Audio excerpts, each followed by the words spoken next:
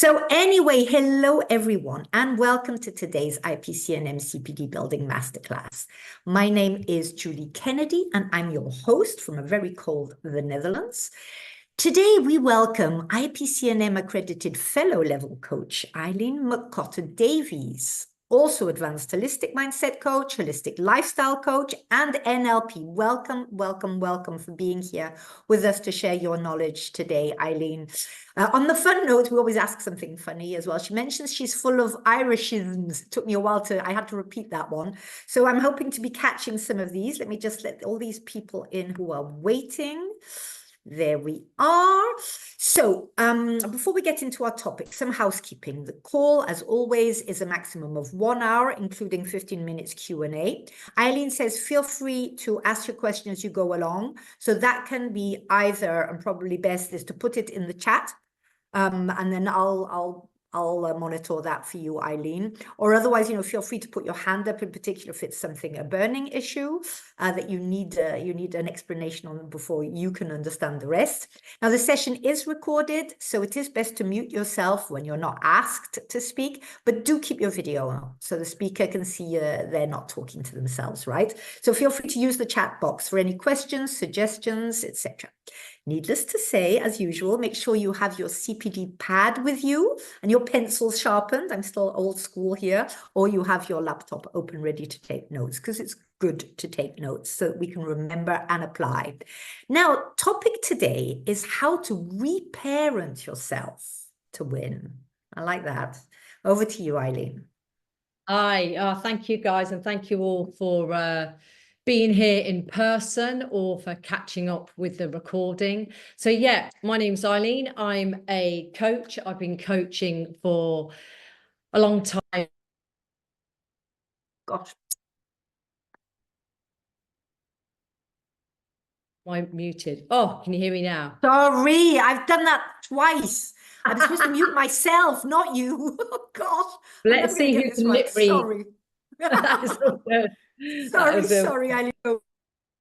Thank you for that. So I was just saying, firstly, thank you guys for being here and for giving your time to your development and for you to have curiosity about this topic. I really do appreciate that. And for those that are listening into the recording.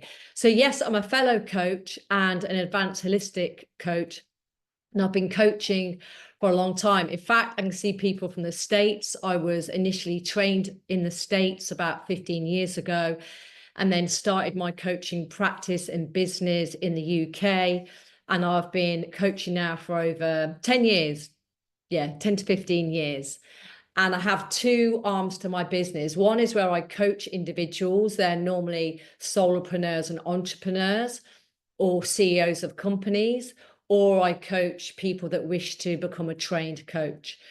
And this topic is very near to my heart, and it's called reparenting, how to reparent yourself. So today you might think about how can you use this to help yourselves with your clients. But ultimately, because I'm holistic, I'm always looking at how can you be your own guinea pig first. So please do type in the chat box and let me know, are you a trained coach already? What do you already do? Or are you, gaining hours towards your certification? I'd really love to hear that. I'm going to make this very interactive, might even give you some exercises to do, but on that, you do not have to share anything if you don't want to, but if you want to share, you can unmute and share.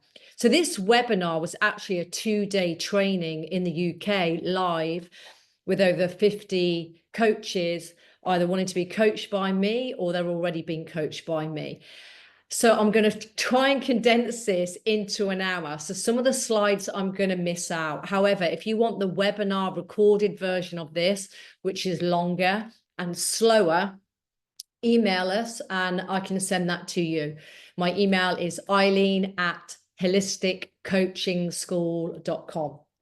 So we're going to look at the importance of parenting self, the ego and parenting, the blessing and curse of parenting, and how to parent self. And ultimately, this is how you can help your clients parent themselves. Yeah. Now, I use the word ego, but ultimately you might prefer the word mind or whatever, but I'm all about ego education, but please do change the terminology to suit yourself. So the intention, I believe, and I've been coaching a long time, as coaches, we play a crucial role in actually modeling functional parenting to our clients for a little while. So many of our clients are going to come to us and they feel stuck, they feel overwhelmed, or they're very dismissive of themselves or critical. And that is when we hold that space where we can encourage them to find the way on how they can transform any shame or fear that they've had in their life and turn that into growth and learning. So that's ultimately what it's for. So the term parenting, and if you guys have got your own term, please do type that in the chat box as well. So the term parenting kind of refers to the way that you nurture, care, and take responsibility for your own well-being, growth, and personal development.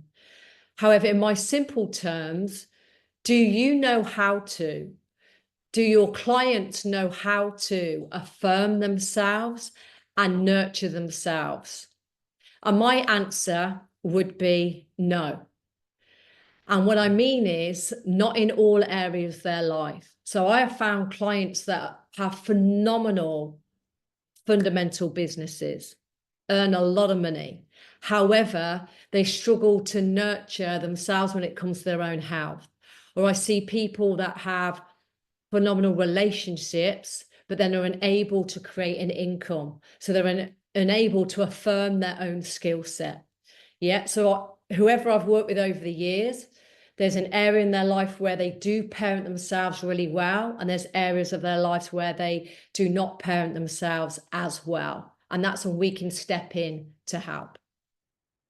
So there's two types of parenting. Yeah. And there's functional parenting. And functional parenting is when I kind of look at father ego and mother ego inside our own brain, is where we're able to inspire ourselves and we're able to validate ourselves. And ultimately, we know self. And that's functional parenting. Dysfunctional parenting is when we've experienced, rather than inspiration and validation, we've experienced shame and fear. And most of us have experienced dysfunctional parenting. Now, on this does not mean our parents are bad. Some people have had childhood experiences which have been horrific. Some people haven't. But all of us at some point in our childhood have felt we weren't parented, we weren't inspired. Go out, be who you want to be. So my parents are Irish. I had a loving upbringing, but my mother was a very safe person. So when I said, hey, I want to go work for myself, she commented, you are crazy. What are you doing? So I could have interpreted that as critical. Yeah. So we want to look at how do you right now parent yourself in all areas of your life. There might be an area that you parent yourself functionally, where you're full of inspiration and affirming, but there may be patterns and habits and behaviors in your life where you are parenting yourself in a more dysfunctional way. And for me, I'm a big believer of coaches walking the walk. So all of my coaches go through this work on themselves. It's not always easy, by the way. However, then we're more able to hold space to share this with our clients. So I want to share something with you. How did I get into this? Many years ago, I was brilliant. I worked for the government. I had a great job. I had, a great-ish childhood. I had friends. Everything seemed okay. However, I couldn't get my relationship to work. And I don't know why. I was trying to turn a circle into a triangle. So I met this coach in America. In fact, I flew to Canada, did something on meridians and energy, and then did some one-to-one coaching when I got back. And it became alarming to me that I was not good at affirming myself.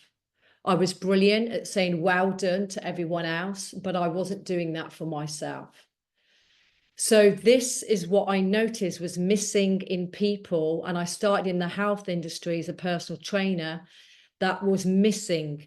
People had the diet, people had the nutrition plan, but they didn't know how to affirm themselves and nurture themselves from the inside out. And this is when I really delved deep into this concept. And I've been doing this for about 15 years now. So the benefits of parenting self. Why does a client want to look into this and learn this? Or why do you? Because then you become your own team player. So depending on what you believe might be different than my beliefs. So my beliefs that there's many parts of our brain, and sometimes those parts are in conflict with one another, where we go, yay, I want to go do this. And then the brain goes, no, don't do this. So it's when parts of the brain are in conflict with one another.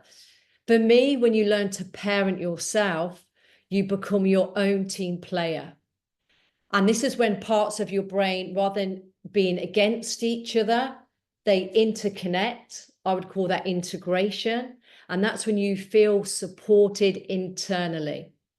So you care less about the approval of others around you. And I'm hands up. I used to need approval of everyone. Do I look good? How am I doing? Am I okay? You can become the witness and the participant of your behaviors. Most people struggle to be the witness of their behaviors. They are the participant of their behaviors. And what do I mean by that? They might overeat, they might overdrink, they might not do their social media posts for their business. They know that that's what they're doing, but they cannot witness and be impartial. And when we stay in the participant, then we are going to stay in reactive behavior where we blame and shame self. So when we learn to parent self, we're able to be responsible for our perceptions, and we become less reactive, less avoidant to the habits that we don't want to have in our life. And this was me 15 years ago. Yeah, I was procrastinating. I kept saying I was going to grow my coaching business, and rather doing marketing, I would walk the dog. And I had a very fit dog. Yeah. And I was in avoidance because there was a part of me that had a lot of doubt.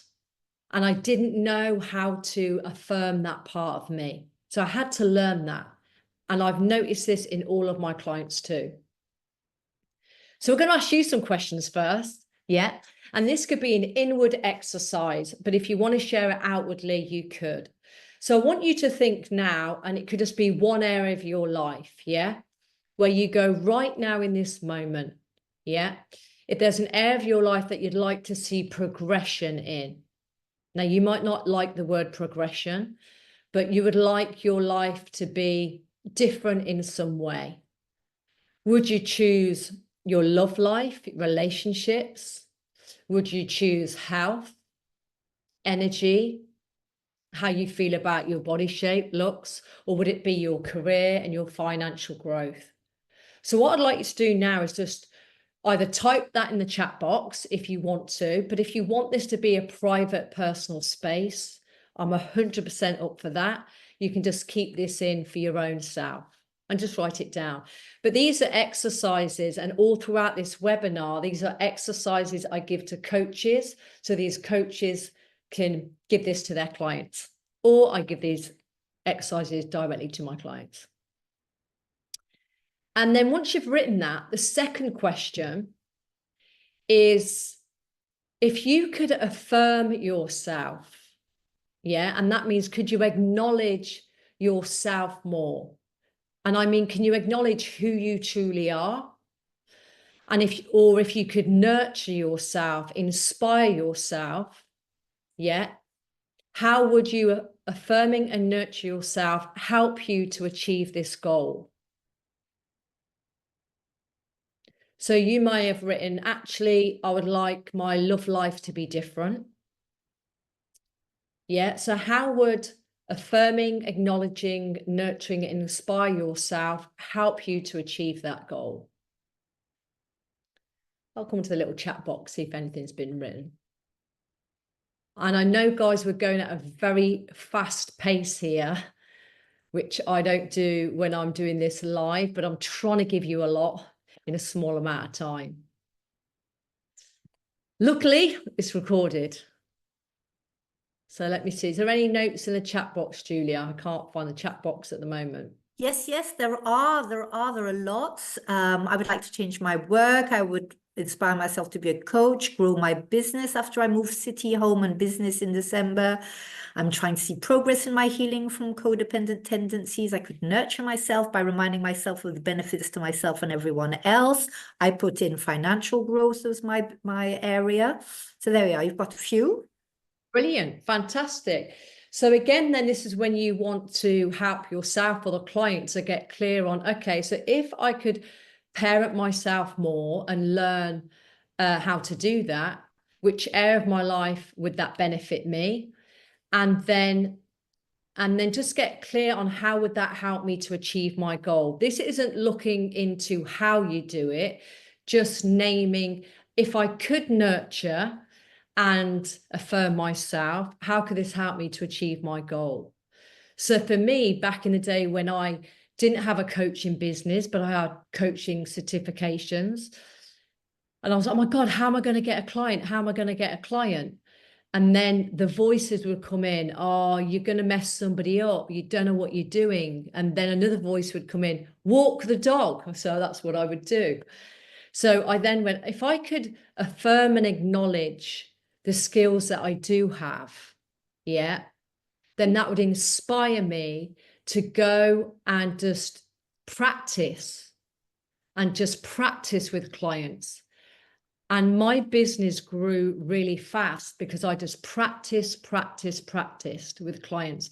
So then my internal belief system and affirming self increased. That makes sense. So here's a little quote: when you accept the essence of who you are and embrace, trust, and believe in yourself, all parts of yourself, the outside transforms from a battlefield to a sanctuary you genuinely love being in. And this is when, simplify this, this is when we smile more. Yeah, we smile about the income we have. We smile about the relationships that we have. We smile about the health that we have right in this moment in time. So I'm going to quickly go into the ego and parenting. So that's kind of like the benefits of why we want to learn about parenting self. And this goes into more of the education of the ego. So what does every mind or ego want or need? Does anyone want to shout that out? What would you say the mind or the ego needs? Anyone? I'm so lonely just hearing my voice. Sense of belonging. Well, somebody said sense of belonging. Brilliant, sense of belonging. Yeah, love that. Yeah, so sense of belonging. And the way that it gets that is we need to feel safe and valued. And this is when, if anyone's ever doing something new or unfamiliar, yeah, parenting self is essential. Because when you do anything unfamiliar, naturally, that's when the noise comes in, or what I call ego resistance. So what every human ego needs is to feel safe and valued. And how we get valued is by being compliant or defiant. So when we became little children, we quickly knew if we be good, yeah, then we would get our emotional needs met. We would feel that we matter. And then we would be the parent or the child. And this is when many of us, without us knowing it, we got very good at parenting other people. And we struggled to learn how to parent self. So I'll say that again. As little children, we learned to parent other people. And what I mean by that, we looked after other people's needs.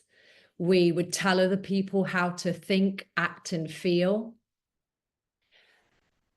rather than learning it for ourselves. So words here come, this is when we become the overgiver, the people pleaser, etc. And that's why we struggle to inspire and validate parts of self. The human ego, as most of us know, likes to be in control, believes it's in control, and it gets control by getting its needs met. And it will do this functionally or dysfunctionally. And this is when you might be a person where you go around telling yourself how to think, act, and feel. And this is an example. Right, on Monday, I'm doing 5 social media posts. I'm telling you that's what we're doing. And another part of you goes, don't tell me what to do. Yeah.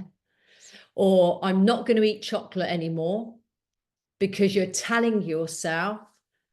And sometimes we don't like it when we're being told, because it's not invitational.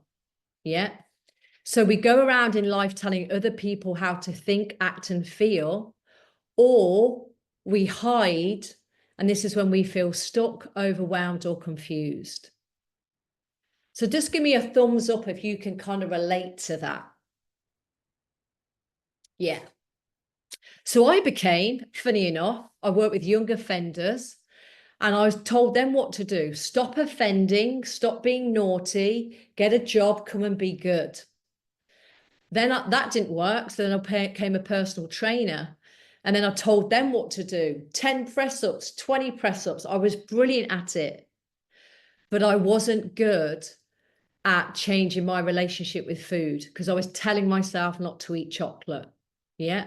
So this is when we want to learn, how can we parent self? But many of us, without us knowing it, became very good at telling other people what to do, or we just became quiet. So functionally, how do we get our emotional needs met? So these are positive ways of how we can get our needs met. Yeah. And we need to, as human beings, get our needs met because we have to matter. Yeah. And most of us felt that we mattered by doing. So here's a few examples. You already said it. A functional way is connection and belonging. That is what is great about the IAPC&M.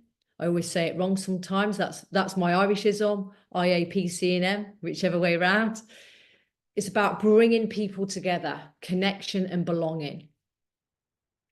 Security and safety. We need security and safety. Balance and harmony. Fun, enjoyment and stimulation. Autonomy and independence. Recognition and validation. Growth and learning. Closeness and intimacy. However, not all of us or our clients had that in their life. Yeah. So they didn't have that functionally. So no wonder we struggle to have the money we want, the love we want, and the purpose and passion we want. Dysfunction emotional needs. Does anybody want to shout these ones out?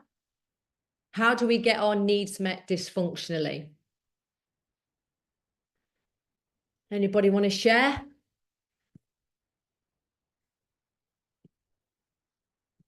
Drama, asking. Feel free to just unmute everyone, otherwise I'll read them. Yeah, They're saying, unmute. Shout. I don't like quietness. go on Drama. then. Well said. Drama. Yeah. Pleasing others, asking. Pleasing others. Yeah. Any more, guys? Reckless behavior. Reckless Overeating. behavior. Overeating. Ignoring the emotional needs and just disregarding them entirely. Oh, spot on. So dismissing ourselves, dismissing our own needs. Yeah, like, you know, especially a lot of parents, oh, I shouldn't have needs because I should give to all to my children, etc.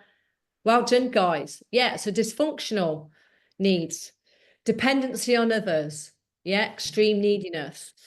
Parenting your parents or parenting others. I possibly at the age of 10, without me knowing it, started to parent my parents. Yeah. So I started to think about what they wanted rather than what I wanted. And that wasn't their fault, by the way. Perfectionism. The amount of people in coaching practices don't share stuff because they want it to be perfect. Yeah. It's dysfunctional. We become the high achiever or the underachiever. We achieve something, you know, and then we go, oh, then we get the next thing, and then the next thing, and the next thing. Or we just don't use our beautiful skills and uniqueness at all. Escapism, we numb out. Attention-seeking behaviors. That's social media at the moment. Oh, because I didn't get 25 likes, I'm not going to post again. Avoid conflict or difficult conversations. Yeah. And blaming others and projection. So I'm not going to get all political, but I was in the US last week for 2 weeks, and it was very interesting. As a UK person, I went to two different states with polar opposite opinions, and wow, I listened to a lot of blame and projection. It was brilliant to be curious about the different sides, being from the UK. So dysfunctional emotional needs, escapism, we numb out on alcohol, overthinking, self-doubt, overworking, you name it. Yeah. So here's another question for you all to go through. And again, you can share this on your own notepad, or I invite you to share this here. So which one of these would you guess you are better at? Yeah. Would you say you're better at affirming yourself, which means acknowledging who you are, your skill set, your capabilities, what you have done, looking at what you have done, not what you haven't? Or are you better at nurturing yourself? Are you good at taking care of your needs? Do you inspire yourself? Yeah, to read books and look for answers, etc. Which one would you guess you are better at this moment in time? Or you can link this back to what you've written in your first goal. So Julie, did you pick? Yes, I shall read them out. There's Yeah. written, definitely better at affirming than nurturing. Somebody else says, I don't think I'm good at either. And another said nurturing. Nurturing, yeah, brilliant. And And nurturing again. Yeah. yeah. And for the person said you're not good at neither, I totally get that. And that might be true for you at this moment in time, or it might be true in one area of life and not always in another area of life. Yeah. Which one of these would you guess you do more of? Would you guess you affirm others? Are you a person that goes around going, well done, good on you, that was great? Or do you nurture others? Do you use your time supporting others, helping others? Which one would you guess you do more of? And again, if your own personal space, see if you can give an example. Okay, one says nurturing, the other affirming, not so hot on nurturing. Claire says both are probably more affirming others. So both, but probably more affirming others. It's interesting to see the difference between those two, the affirming and nurturing. Yeah, absolutely.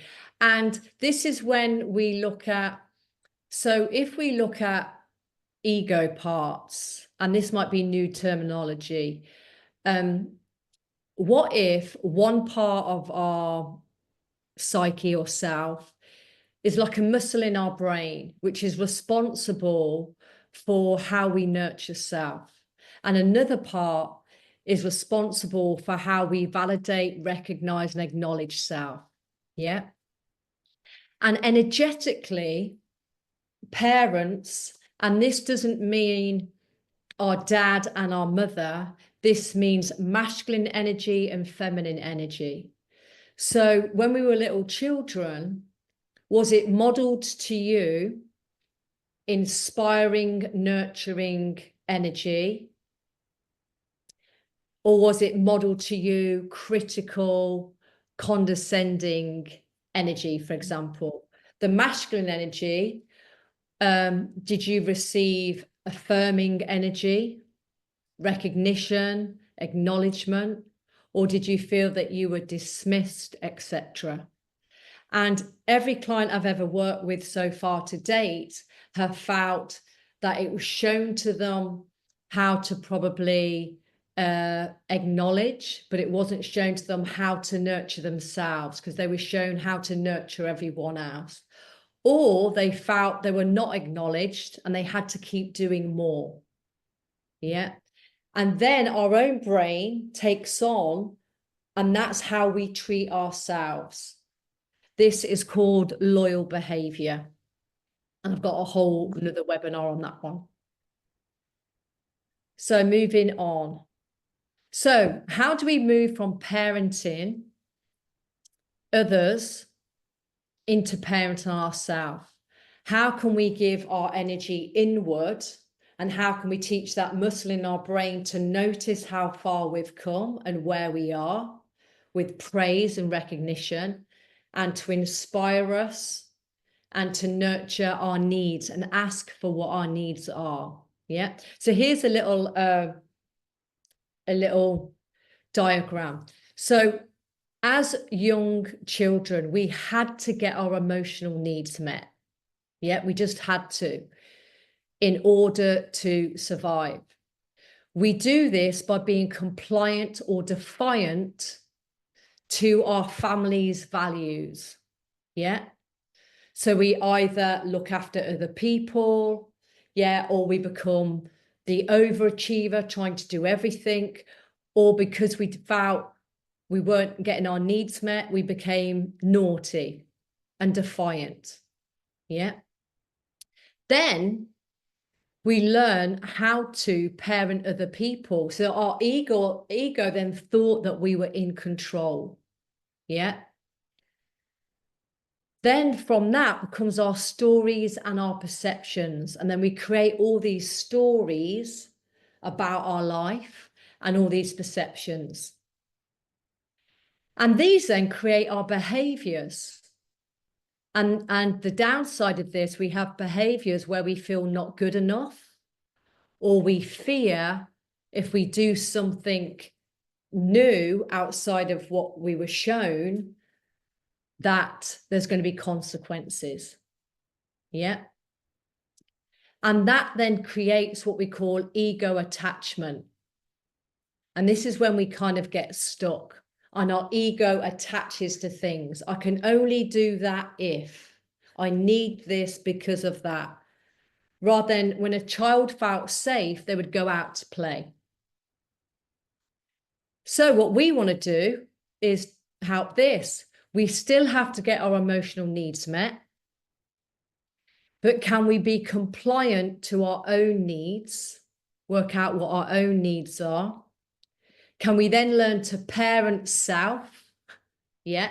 Here's the challenge. It's hard for you to parent self if you're giving all your time to parenting other people. Yeah. It's hard to parent self if you just don't know how to parent self. So I had both of them going on. Then we can create new stories and perception. Then we have new behaviors where we feel safe and valued by ourselves. And then we feel connection. So I showed you that slide in 2 minutes. That took me and my graphic designer about half a day because I was being the perfectionist. So how can we help yourself to move into parenting yourself so you can create new stories and new perceptions, and therefore new behaviors, new habits? And ultimately, we smile more. This way is where we're trying to fit in, where attachment is all about we're trying to be who we think other people want us to be. The bottom line is knowing who you are. Yeah. So the blessing of curse and parenting, how are we doing for time? Oh, we're not doing too bad. So I want to ask you this question. Why do we go around telling people how to think, act, and feel? Why do we parent other people?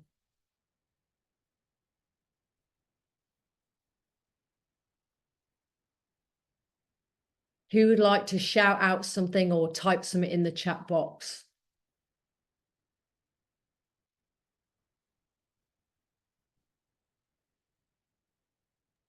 Struggling with my unmute button.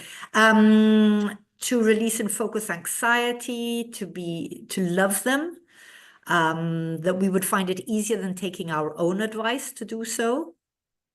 Yeah. Yeah, and most human beings, I've probably heard this sentence a lot. Eileen, I know what to do. I'm great at giving other people advice, but I just can't follow my own advice. Yeah.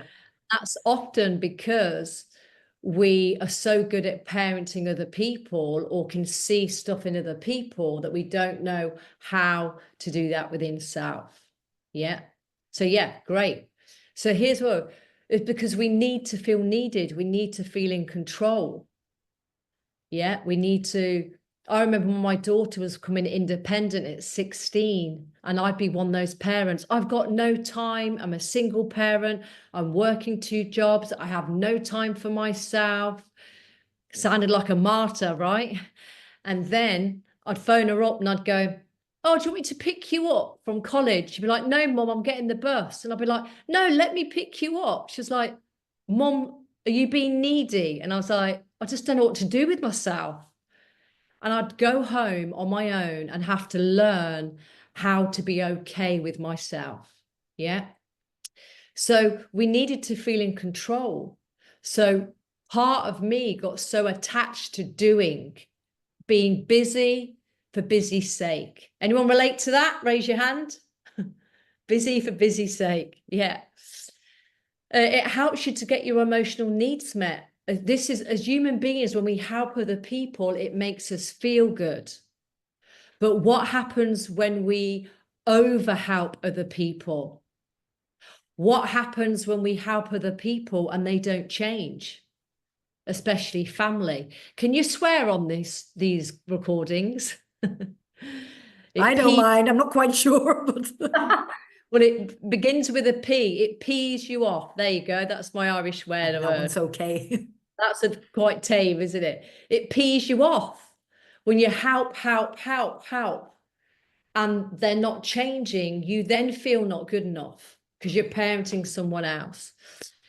You don't have to focus on your own needs and priorities to really look at, actually, if I stop giving all my time over there, then I could give time to this. Yeah. We parent others because it can instantly make us feel good. Yeah. My grandson is 8 years of age and already parents me. At 8 years of age, Nanny, I'll help you with the dishwasher. Nanny, I'll help you with this. Nanny, I'll do that for you. It's just natural behavior. And I have to say, thank you, but what if you help me for a little while? And what if you go and play? His job is to play. And you know what I see is the biggest challenge for most adults? We don't know how to play.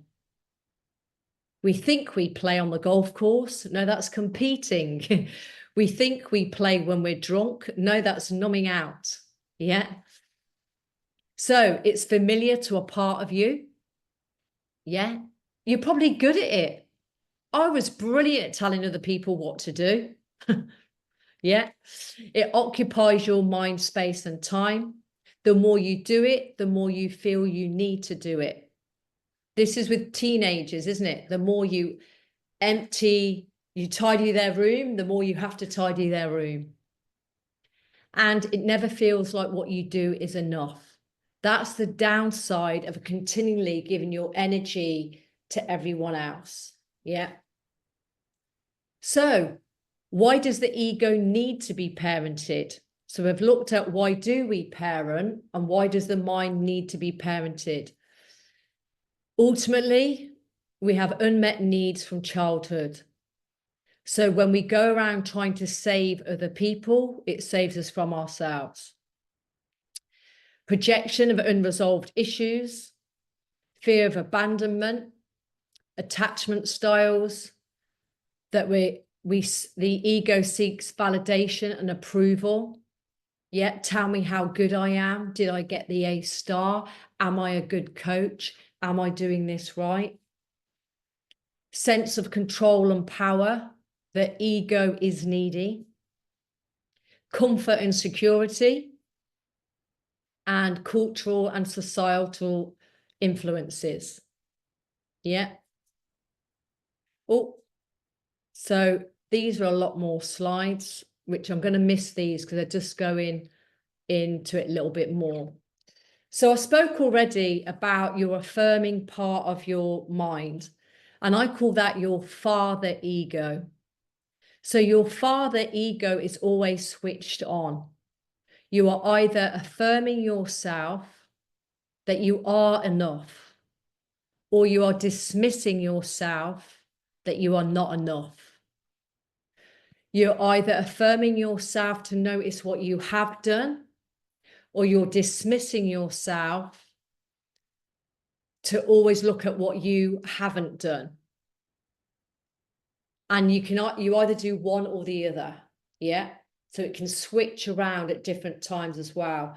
So I was great at affirming myself and nurturing myself with health, but I was poor in affirming myself in relationships because I thought my job was I have to please a partner. Yeah. And I had to learn how to please myself, for example. That's an example. So here's a question. Now, when we answer this, this is not about degrading our parents, hating our parents, or it's actually your perceptions. This is about your perceptions. So did your parents, from your perceptions, parent you intuitively? Did they nurture and affirm your intuitiveness? What about your mental ability to problem solve? What about emotionally? Were you able to be open and talk about how you felt? By the way, I was from an Irish household. Feelings were not a thing that we ever shared. Yeah. I heard a statement once from my dad when I was crying, stop you crying or I'll give you something to cry about. So as a child, that would be confusing. Now, that doesn't make a parent wrong because most parents do the best that they can with what they have. But no wonder then in my relationship, I was unable to be emotionally open. So I had to learn that by parenting myself. Spiritually, you were able to share spiritually what you believed in, and physically, were you able to look after yourself? So what if you don't know how to parent self? Therefore, you had to experience the pain of not knowing how to do it in order to do it. And this is the great thing. If you don't know how to do something and you know what that feels like, we can learn how to do it. Baby steps, though. And we have to acknowledge each baby step. Once I want to share with you, I did a workshop 10 years ago and I had 40 people turn up to this workshop. It was my first live workshop. And I stood in front of this crowd and I forgot everything. And I went to the toilet, put the toilet seat down. And I went, oh my God, I can't remember any of the material. So I went, just get back out there. I got out there. I made some sort of joke. I got them to stop looking at me because I was in fear. And then I relaxed. And at the end of that workshop, I came home and my partner said to me, how did you get on? And do you know what I said? I poured my heart out at that workshop. I was vulnerable. I worked hours and hours before to get people there. I asked for money, which I had challenges with because I'm a natural overgiver. And guess what I said to myself? It wasn't bad. It took me 8 months to do another workshop because I just dismissed a part of myself. That's what we do as human beings. Yeah. So how can you help yourself? And this is it. Intuition and imagination comes from the inner child. Yeah. There's a part in the side of you that is unbelievably intuitive and imaginative and creative. And when you reparent that part of you with inspiration, respect, and acknowledgement, magic happens. So when I caught myself saying, well, it wasn't bad, and I was actually dismissing myself, when I did the workshop the next time afterwards, I said, hey, little Eileen, how did we do? And we went, we did good because we showed up. Can I thank you for your energy? And can I thank you for your vulnerability? And then I just smiled. And then I did a workshop the month after and the month after, if that makes sense, because it became fun. So, how to parent self. And I know I've given a lot of information there, and this is a full webinar. If you want it, you can have it complimentary. So when I'm coaching a client how to coach another with this, I like to make it simple. Number one, we want to look at how does part of your mind, how do you benefit from getting your emotional needs met? So right now, how do you get your emotional needs met? Are you busy being busy? Are you continually trying to perfect something? Are you waiting till you're ready? Whatever it could be. And what's the benefit of that? And the benefit always comes back to it's familiar, it keeps you safe, and you're being loyal to family values. Then you want to identify what are the consequences intuitively, mentally, emotionally, spiritually, or physically for a part of you to continually get your needs met that way. What are the consequences? Then number three, what would you like to create? This is when we're going into the imaginative, creative part of yourself. What would you like to create if you could? What would that look like for you? How would you turn up? How would that playful part of you turn up? And then number four, can a part of you imagine a new reality? And how could you affirm and inspire yourself with this? Yeah. How could you affirm and inspire yourself with this? So if you want me to, I can coach somebody through this right now, but I do know that's vulnerable. You might want to do that. So if someone wants to do that, I'm up for doing that. If you prefer not to, that is okay. And we can just move on.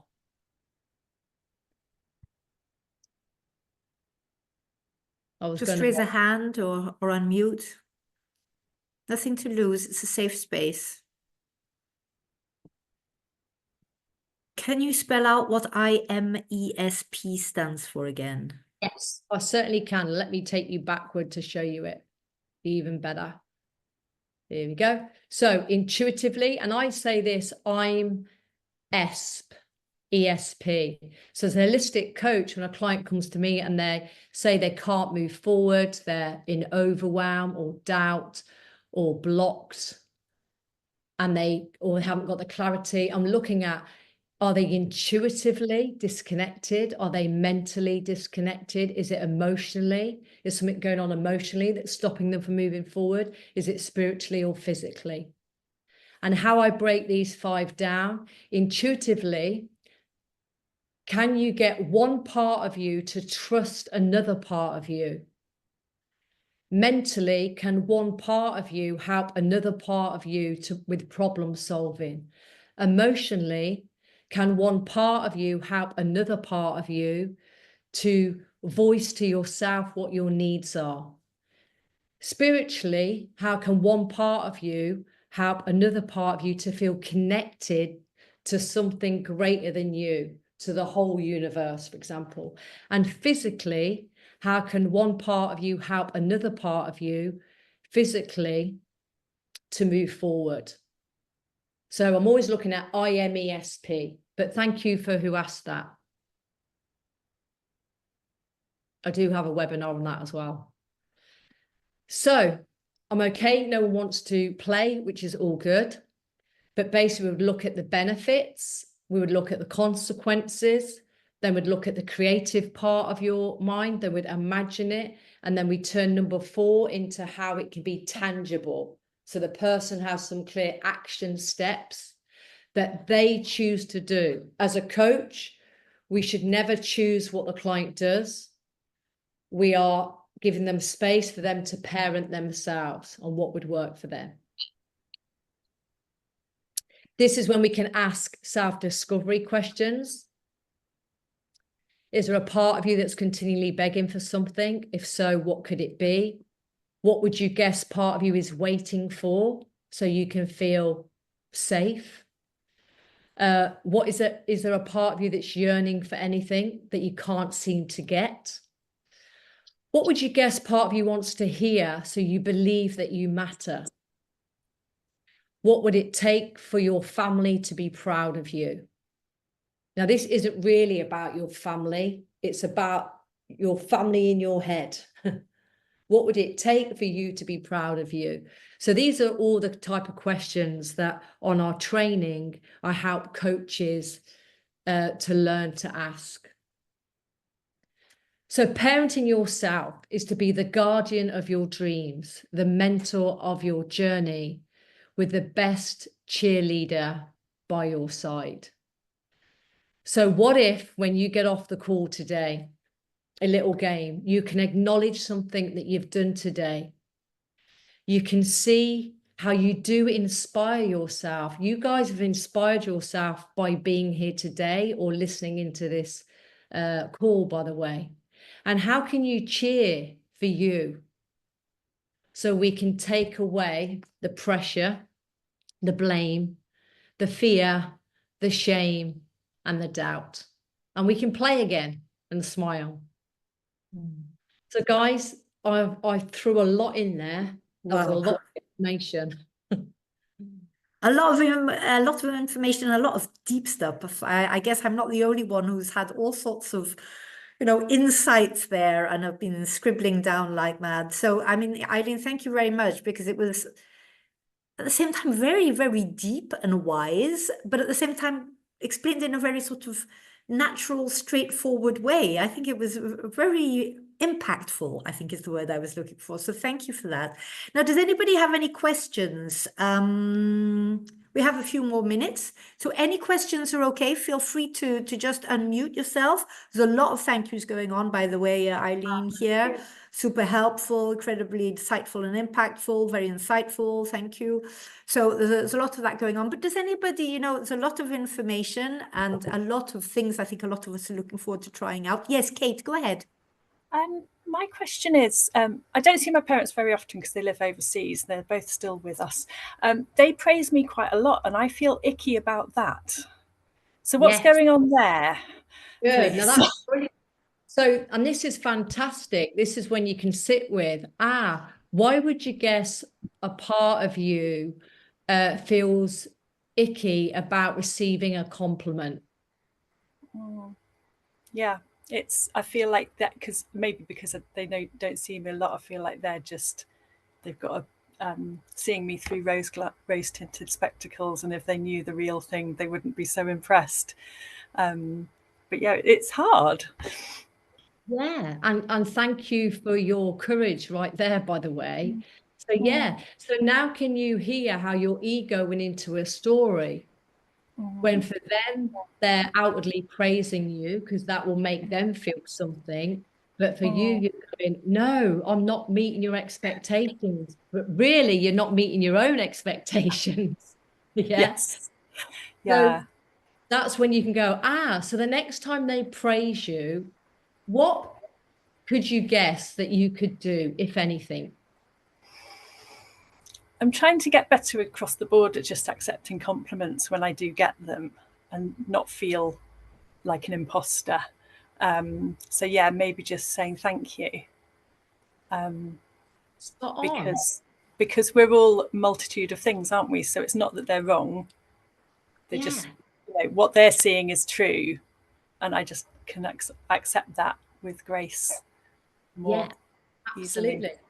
And a compliment is a two-way thing, that when someone gives a compliment and we deny it, push it away, dismiss it, they too may feel the same. So if we go, thank you for your compliment, that does mean a lot. That doesn't mean you have to believe it, but you're acknowledging it, you're affirming it. And then you can become curious about, I wonder why people compliment me. Should I be curious about that? Because if my experience, if you're wishing to grow a business and receive more clients, more income, then there's an energetic that's connected to also receiving anything. So maybe you could set an intention of, I wonder how I could play with compliments. Because by the way, on the imposter syndrome, my experience, that's all I'm saying, everyone feels an imposter in some way. Yeah, that's just the human experience rather than it's just you. Yeah, thank you. Thank you for your curious question. Anyone else have anything they would like to ask?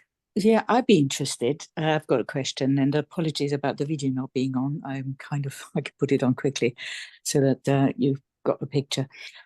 My question is to do with also my mum, who's across as well, living in a different country, getting elderly, and my way of interacting with her, refusing to carry on parenting her, and feeling with her not being prepared to do anything about the situation, and still getting the odd bang of a guilt of not being there to support her.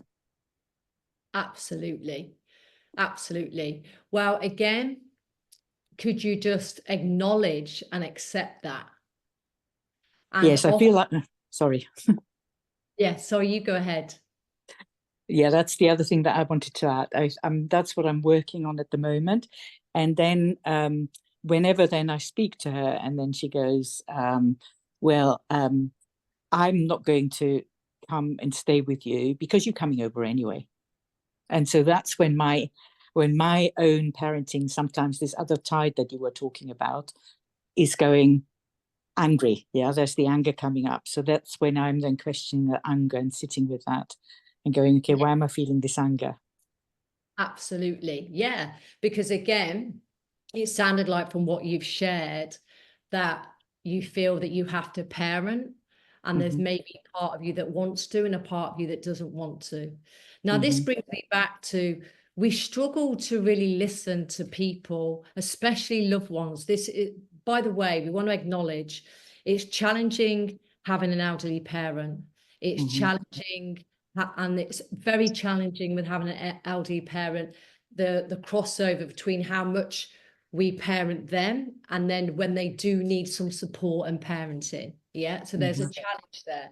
And there's also a challenge when they live overseas. Both my parents in the UK, they live in Ireland, so they're still away. But what we can do is, going back to what we fundamentally need, is to feel seen and heard. The challenge is when there's an emotional attachment to someone, we don't hear, we listen, then we react. So how can we hear? Which is, if she says, well, you'll be coming here anyway, we can just acknowledge and go, I hear you. I hear you, which doesn't mean I agree with you. It's I hear. What's most children want when they're 2 and 3, I can see you're crying. I hear you're crying. What would you like? What do you need? But when we're so entwined, we're like, you know. So, but thank you for acknowledging. Lovely. Thank you very much. Thank you. Welcome. Appreciate Wow, it. thank you. And thank you everyone for sharing as well. We've got to the end of today, and Eileen, thank you. I mean, you can see how powerful it is what you do, right? And the fact that you can give us these answers which can help us on our way in such a short period of time is truly amazing. Remind us again your email address where we could get the whole Webinar. yeah. Yeah. And if you want to, I've got some, I love giving resources to people complimentary. I generally love sharing this work out to many people as can. So my email is there, but also on my website, which is www.holisticcoachingschool.com. There are a few free resources on the back of my website. So again, you can listen. You know, I know this type of work I do is not for everyone. I'm very holistic, but I've tried every other coaching modality for years, and this is the one that really helped me work from the inside out. So my email is Eileen@holisticcoachingschool.com if you want the webinar version of this. And if you want any of the other of my resources, I've got some on my www.holisticcoachingschool.com. If you wish to find me on Instagram, you can follow me on Coaching with Eileen on Instagram. Fantastic. Thank you, Eileen, very much for your generosity and all of that. I shall certainly look you up. Thank you, all of you, for being here. Well done. Do make sure to write down your CPD notes. And yes, I think we should play with those questions. I thought they were excellent. And, you know, let's start getting to know that inner child and reparenting ourselves in order to function better nowadays. Right? Thank you very much, all of you. Eileen, huge thank you. See you all next time. And thank you for having participated. Bye-bye, all.